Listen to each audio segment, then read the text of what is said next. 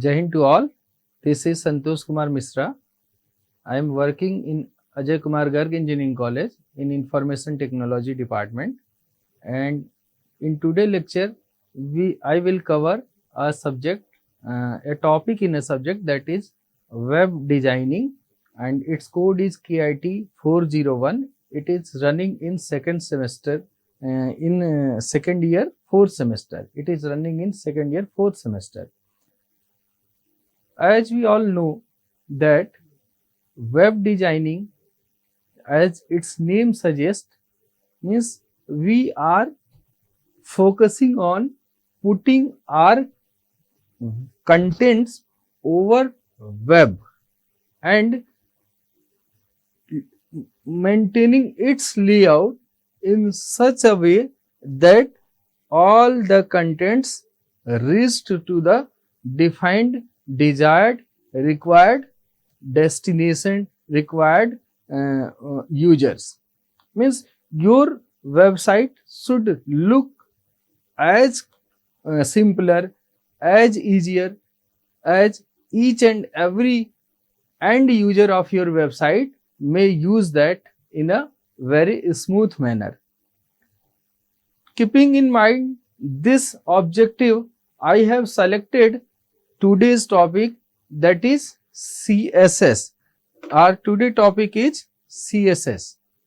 So we will study how we can, what the CSS is, what are different ways to incorporate the CSS in our web pages, and what is the roles of this CSS, and what are different types of CSS available, and what are different selectors, and in the end we will study what a box model is.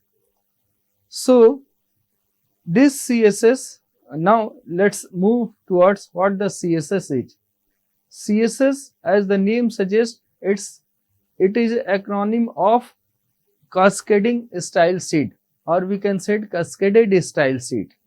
Means style sheet. Here style sheet is important. Style sheet is a sheet that contains style information of your page. Style sheet is a page that contains style information of your web page, and that style information, once put in a separate file, it may be incorporated at the places where we want to apply that type of style. So styles CSS is stand for cascading style sheet. It describes how HTML elements should be displayed over the web. What will be the layout of your content of your web pages, and the presentation of those contents may be maintained, may be made better by the help of cascading style sheet. Style sheet may be incorporated in our page in different ways. We will look this later. So we can say that CSS is a language to define the style of your, to write the style of your web page. So how can we write the style for your web page? This is the syntax. The syntax to write a style information is like this. Firstly, we select a tag that we also call selector. Here I have selected H1 tag, and after that we will write the different declaration for that H1 tag. This declaration part, that is within this declaration part, that is, let me take the pen. This declaration part have this curly braces open, curly braces close. In this curly brace, that contains the declaration for this selector, and here we write different style information as declaration, and different style information are semicolon separated. So what does it mean? What is this selector and what is this declaration? To write a style information, you have just write the combination of these selectors and declaration in your file, or at the places where you want to apply the style. I will tell you later what are different ways to apply this style in your web page. So firstly, this selector are the tags that you want to select to apply the style. On which tag you want to apply some different style. Otherwise, each and every tag of HTML or of markup language, we can say HTML for example, have its own default style of presentation. Like if we have used body tag in our HTML page, then that the content of that body tag will be written with the text of that body tag will be written in black text format, black color, and the background of the page will be of white background. That is the default nature of that body tag. But if you want to apply your style, you do not want to go with the default style. In that situation, you may write, you may select, you have to means selector are the tag that you have selected to apply the style. That's why we say it as a selector. I have selected H1 tag in this example, and I want to write the style for this H1 tag. So I will write this style in open and close curly braces with after this H1 tag, and here we will write different declaration, and though means this declaration will also be applied on H1. This next declaration will also apply on this H1. A number of style you may write, and those different style must be separated with the semicolon. You can omit this last semicolon because you do not want to write further style. Otherwise, if you want to write further style, then this semicolon is mandatory. Means different style must be semicolon separated. Now, this style from here to here is one declaration, then this one is another declaration, and both are semicolon separated. In this declaration, you have to write property and value pair. Property value pair.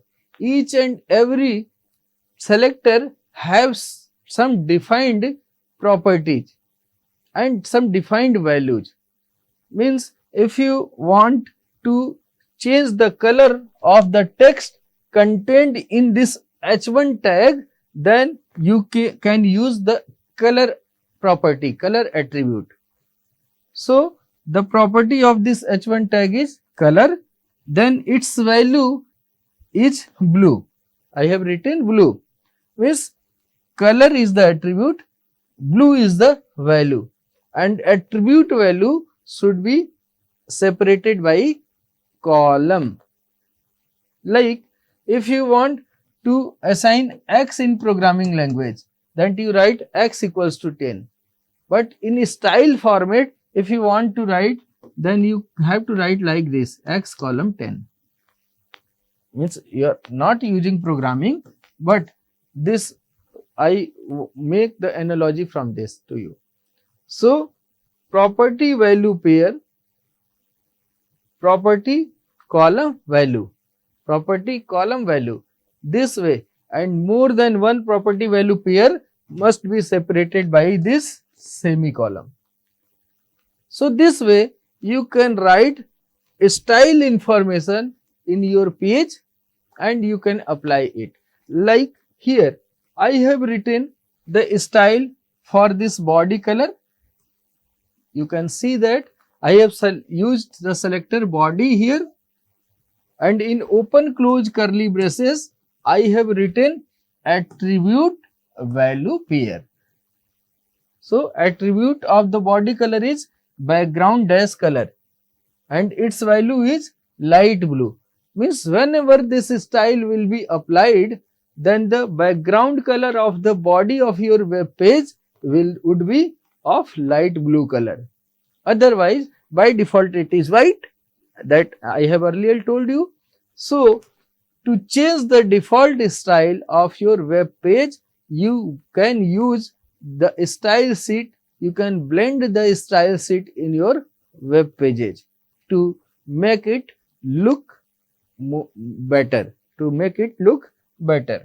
Similarly, I have written the style information for h1 tag, and here the at property is color, value is white, that is column separated. Property value should be column separated and more than one property value should be semicolon separated, as I have earlier told you. Two styles have been applied on this h1. Text dash align column center. Whatever text will be written in h1 tag will be centered align by using this style. And its color, the text written in h1 tag will be of white color. Otherwise, the text written in any text is by default of black color, but once you write this style information, the text written in this selector h1, in this tag h1 would be of white color. Similarly, I have selected p tag as selector. I have written the style information for p tag used in the page.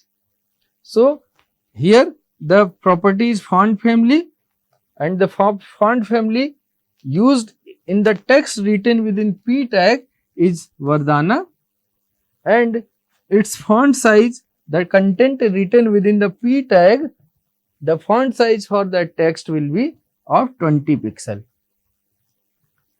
So you can see that I have written style information for this body tag, then the style information for this h1 tag, then the style information for this p tag.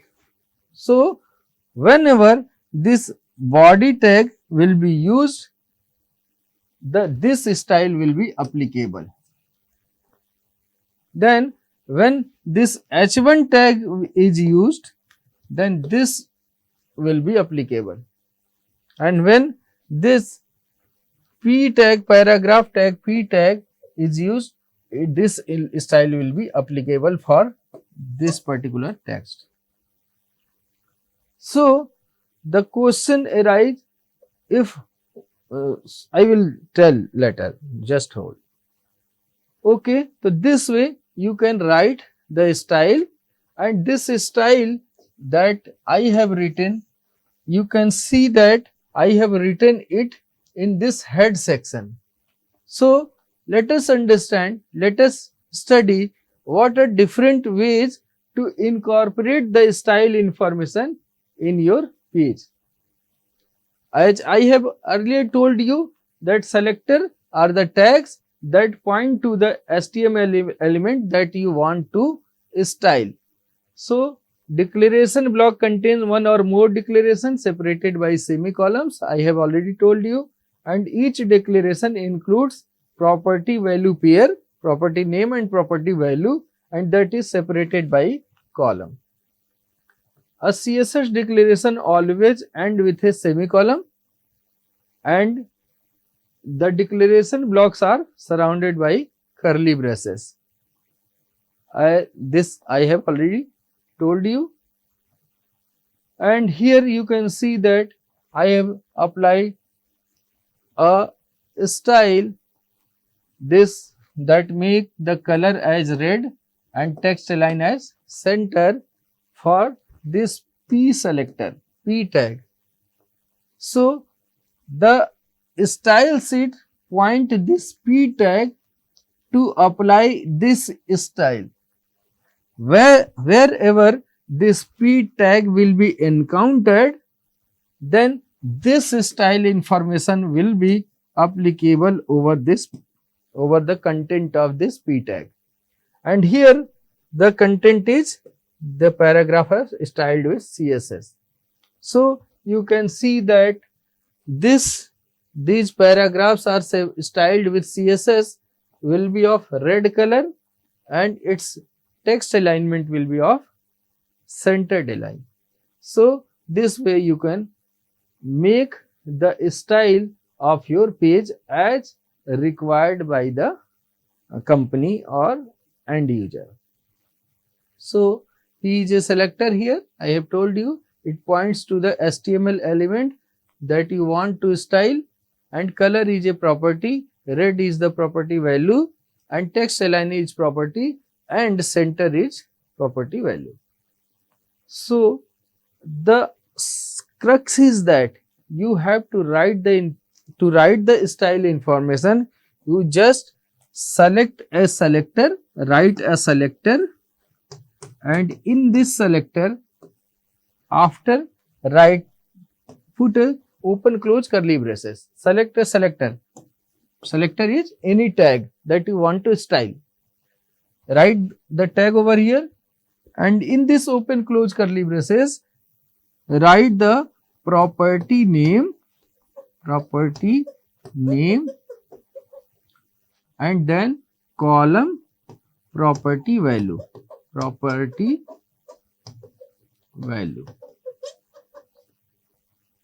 Then put a semicolon. After that, if you want to write more style for this same selector, then you write another property of that selector, property name. I am writing here property name 1, and this one is property name 2, and its value should be column separated, column property value.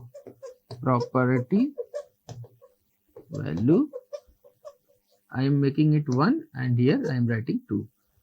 If more property is there, then put a semicolon. Otherwise, you can put a semicolon, then close the curly braces, or you can omit this semicolon also, last semicolon. But it is better to write semicolon at each property value, after each property value pair. So this way you can write a selector. Like if I want to write a style for P tag, I will write P tag as a selector, and in this open close curly braces, I may write a number of style property value pair separated by semicolon. This way you can write the style. So I hope you understand what the style sheet is. A style sheet is just a sheet that contains the style information. So I will come what are different types of selector of I will just come to this point, but let us understand what are different ways to apply a style information in your page. There are different ways of applying the style. The first one is external style sheet. The next one is internal style sheet. Third one is inline style sheet. External style sheet, external CSS, internal style sheet, internal CSS, or inline style sheet, or you can say inline CSS. So this is the 3 way to apply a CSS on your page. External CSS, you can change with the external CSS, you can change the look of an entire website by changing just in one file. What the external CSS is? In external CSS, you just create a new file in external style sheet. I am explaining what the external style sheet is. In external style sheet, your style information is written in a separate file, and in that file you have written different style information, like I have written style for this P tag, I have written style for B tag, I have written style for A tag. Different selectors have been selected and its style information has been written over here in this file. And let's the name of this file is abc.css. External style sheet is a sheet that is externally located that contains the style information for a page, and this external style sheet may be applied on any page, any web page where the same style you want to apply. Like if I want to apply this abc.css style on a file that contains this information. In this file, I want to apply the CSS written over here. This abc.css I want to apply in this HTML file or XML file, whatever markup language you have used. For that, the same tag selector should may be different. So I want to apply this style on this particular page. To apply that externally, to apply that style that is externally located, you have to use this link tag in your head section. In your head section, you have to write this link tag, and this link tag has an attribute rel. So you have to write link rel is equal to, in double quote, style sheet, and href hyper reference of this that style sheet is this one. So here you can write abc.css. If that style abc.css is located in the same directory where your HTML file is there, then you can write like this. You have to mention link rel is equal to style sheet, href is equal to, in double quote, style sheet name abc.css. But if abc is located somewhere else, then the absolute path of that file should be written over here. I hope you understand. So this way, this external style sheet will be, and it is mandatory to put this into the head section only. Link rel means relation, the link rel equals to style sheet, means this external file is related with the current file as a style sheet, and this, the information written in this file will be applicable to this section of your file. What is the advantage of writing the external style sheet? If you have written the style information in a project, you have written some style information, and if that same style is you want to apply on somewhere else, then you have just to link that external file to the current HTML file, and the style will be applicable. The another advantage is that if you want to change some style, you have not to change everywhere. You just to change the style written in the style sheet, and it will be applicable to the everywhere wherever this tags has been used. So this way, this is very much beneficial. This is very much essential at the time of development of your web projects. So I hope you understand what the external style sheet is, what are different ways to what are the tag, what are the way to implement that external style sheet into your current HTML file. Then the next one is internal style sheet. An internal style sheet is a style sheet that may be used if one single HTML page has a unique style. Internal style sheet is the style sheet that you have if you are writing your style information in your current HTML page. Simultaneously, you are writing your HTML page also, as well as you are writing the style information, and that style information you have directly written the complete style information to the current HTML head section, and for that you have to write the style tag. One thing you have to remember, in external style sheet, the sheet that contains the style information should not contain the style tag, because style tag is of HTML tag. So whenever you are going to apply this style. If you want to, you are going to apply this style, at that place you have to write the style tag over here. You have to write style tag. You can write style tag over here. Okay. And if you, so whenever you have to remember that this file should not contain the style tag. So the now move to the what the internal CSS is.